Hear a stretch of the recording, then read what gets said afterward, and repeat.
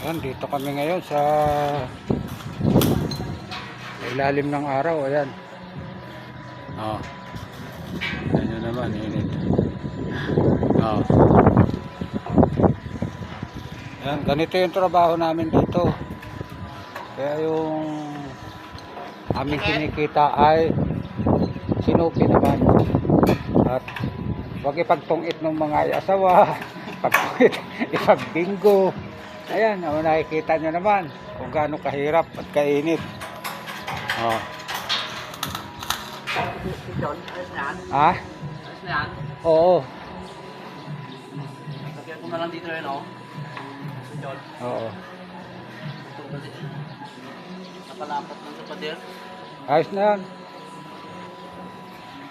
Maganda na nga eh. Ah, Maganda na yan pagka nabubungan. wala pa na siya. Oo.